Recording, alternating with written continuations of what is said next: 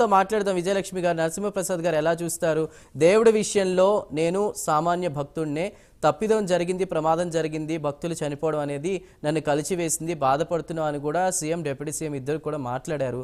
మరి దీనికి సంబంధించి జ్యుడిషియల్ ఎంక్వైరీలో కూడా ప్రతిదీ తేలుతుంది. ముందైతే అక్కడ చికిత్స కానీ అవి కొనసాగుతున్నాయి. వాళ్ళకి ఎక్స్గ్రేషియా మనుషులను అయితే మనం వెనక్కి తీసుకురాలేం, వాళ్ళకు ఉద్యోగాలు కానీ అవి కల్పిస్తామని మాట్లాడారు. మరి దీన్ని వైసీపీ శవరాజకీయాలని నేను ప్రశ్నిస్తే దాన్ని కాదు, చంద్రబాబు గారే డైవర్షన్ పాలిటిక్స్ నడుపుతున్నారంటూ కూడా వైసీపీ వాదనగా ఉంది. మీ కామెంట్ ఏంటి?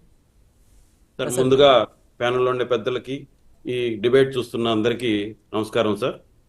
నిన్న జరిగిన ఘటన అత్యంత బాధాకరమైంది. ఒక తిరుపతిలో ఉండే వ్యక్తిగా నా హృదయాన్ని కలిచివేస్తుంది సార్. అందుకే దీన్ని నేను తెలుగుదేశం పార్టీ నాయకుడిగా కాకుండా, మా నాయకుడు చెప్పినట్టుగా ఒక భక్తుడిగా, వెంకటేశ్వర స్వామి దయ వల్ల మేము ఇక్కడ మనుగడ సాగిస్తున్న వ్యక్తిగా చెప్తున్నాను సార్. ఇది అత్యంత బాధాకరం. ఇది ఎవరు ఎన్ని చెప్పినా ఒక ఘోరం జరిగింది. దీనికి కారణాలు మొదట చూడంగానే అర్థమయ్యేవి కొన్ని ఉంటాయి, లోతుగా వెళ్తే తెలిసేటివి కొన్ని ఉంటాయి. మొదటగా అందిన సమాచారం ప్రకారం ముఖ్యమంత్రి చంద్రబాబు నాయుడు గారు దగ్గరుండి సమీక్షించి ఆయన కొన్ని నిర్ణయాలు కూడా చేశారు. ఎవరైతే అధికారులు ఉన్నారో వాళ్ళని సస్పెండ్ చేయడం, కొంతమందిపై బదిలీ వేటు వేయడం చూసాం. ఇదంతా ఒక ఎత్తు సార్.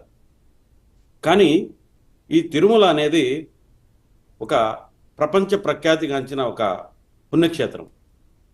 పార్టీలు ఉంటాయి, ప్రభుత్వాలు ఉంటాయి, వస్తూ ఉంటాయి, పోతూ ఉంటాయి సార్.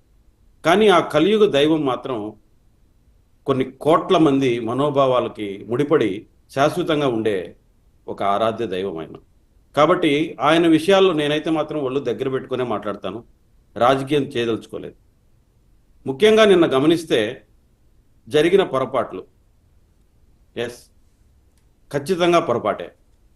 ఒకరి మీద ఒకరు నిందలేసుకోవడం కంటే ఎవరైతే ఆ బాధ్యతను నిర్వర్తించాలనో వాళ్ళు ఖచ్చితంగా దీనికి కారణం అని నేను చెప్తాను సార్. అది మీ ఏ స్థాయిలో కారణం అనేది వెళ్తే ఒకదానికొకటి లింక్ ఉంటుంది.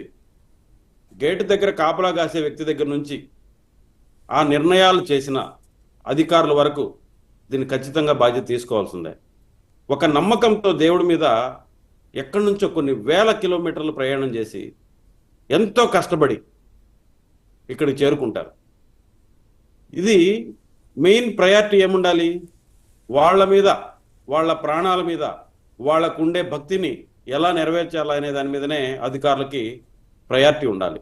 కానీ ఇప్పుడు మనం గమనిస్తున్నాం సార్, ఇప్పుడని కాదు గతంలో కూడా ఇది పూర్తిగా ఒక ఏదో ఒక హోదాకు సంబంధించిన ఇష్యూగా తయారైపోయింది.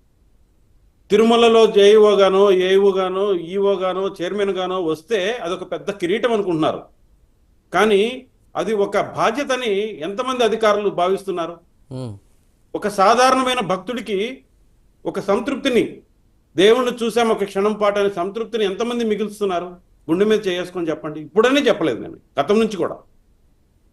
టీటీడీ బోర్డులో ఒక మెంబర్ అయినామంటే ఎక్కడ లేని గొప్ప, ఆ గొప్ప మంది కాదు సార్, ప్రజలకు సేవ చేయాల్సిన భాగ్యంగా భావించాలి దాన్ని. అదే ఈరోజు ముఖ్యమంత్రి గారు చెప్పారు, బాధ్యతగా తీసుకోండి, ఇది ఒక పదవి కాదు, ఇది ఒక బాధ్యత అని ఆయన పదే పదే చెప్తున్నారు. ఆయన ఇక్కడ పుట్టి పెరిగిన వ్యక్తిగా. నరసింహప్రసాద్ గారు, సారీ ఫర్ ద ఇంటరప్షన్. అంటే ప్రజాసేవతో పాటు ముఖ్యంగా అది చాలా పుణ్యక్షేత్రం తిరుమల అనేది, ఆ దైవ సేవగా కూడా దీన్ని చూడాలనేది ముఖ్యమంత్రి గారు చెప్పారు. దాన్ని కానీ ఇప్పుడు వైసీపీ తిరుమల లడ్డూలో ఆవు కొవ్వు లేదా కొన్ని రకాల జంతువుల కొవ్వు కలిసిందంటూ కూడా తప్పుడు ప్రచారం చేశారు. అందుకే ఇలాంటి ఇన్సిడెంట్ జరిగాయనేది ప్రస్తుతం ఉన్న ప్రభుత్వంపై ఆరోపణలు చేస్తూ ట్వీట్ చేస్తున్నారు. రాజకీయానికి ఆస్కారం లేదని చంద్రబాబు గారు చెప్తున్నా కూడా దీన్ని రాజకీయంగా వాడుకోవాలని చూస్తున్నారు. మాటలు ఎన్నైనా మాట్లాడచ్చు. ఒక ప్రభుత్వం, బాధ్యత ప్రభుత్వం ఒక అవగాహనకు వచ్చింది, అక్కడ పొరపాటు జరిగిందని వాళ్ళ దృష్టికి వచ్చింది. ఇప్పుడు ఎంక్వైరీలు జరుగుతున్నాయి, దానికి జ్యుడిషియల్లీ కూడా ఇన్వాల్వ్ అయింది. ఖచ్చితంగా మనకు దాంట్లో నిజాలు బయటకు వస్తాయి. అప్పుడు తప్పు ఎవరు చేసినా కూడా మనం కప్పిపుచ్చుకుంటామేమో, కానీ ఆ దేవుణ్ణి ఎవరైతే మనం నిజంగా ఉన్నాడు, ఆయన ప్రభావం మన మీద ఉంటుందని భావిస్తున్నా ఆయన దగ్గర నుంచి ఎవరు తప్పించుకోరు. రైట్. నేను అదే చెప్తున్నాను సార్. నిన్న జరిగిన ఘటనకి ఎవరు అతిథులు కాదు. ఎవరు తప్పు చేసినా వాళ్ళ మనస్సాక్షికి తెలుస్తుంది. అందుకే ఈరోజు ప్రిలిమినరీగా కొంతమంది మీద వేటుపడి ఉండొచ్చు, కానీ రాబోయే రోజుల్లో వాళ్ళు ఎంతటి వాళ్ళు నిర్లక్ష్యం చేస్తున్నా ఖచ్చితంగా శిక్షించబడతారు. తద్వారా ఆ పుణ్యక్షేత్రం యొక్క విలువ పెరుగుతుంది అని నేను తెలియజేస్తున్నాను. అదేవిధంగా ఎవరైతే ప్రాణాలు కోల్పోయారో వాళ్ళ కుటుంబాలని ఆదుకోవాల్సిన బాధ్యత ఉంది. రైట్. అందుకే నరసింహప్రసాద్ సామాన్యులుగా గారు చెప్పినట్టు ఖచ్చితంగా చంద్రబాబు గారికి కట్టుబడి ఉంది. తిరుపతి మా ముఖ్యమంత్రి గారు వెంకటేశ్వర స్వామితో స్పందించిన తీరు ఉన్నటువంటి ఈ రోజు అందరికీ కొద్దిగా గొప్ప నరసింహప్రసాద్ ఊరట కలిగిస్తుంది, ప్రసాద్ గారు రాబోయే రోజుల మీద నమ్మకాన్ని కలిగిస్తోంది సార్.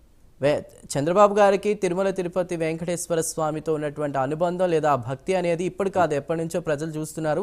అలాంటి దేవుడితో నేను రాజకీయం చేసే వ్యక్తిని కాదు, ప్రజలందరికీ తెలుసు, ఆయన మాట్లాడారు. ఖచ్చితంగా దాని గురించి మళ్ళీ మాట్లాడదాం. మనకి జనసేన నుంచి శివపార్వతి గారు ఉన్నారు. శివపార్వతి గారు, మీ దగ్గరికి వచ్చే ముందు మనకి ఫోన్ లైన్లో సీనియర్ జర్నలిస్ట్ అక్షర సత్యం గారు అందుబాటులో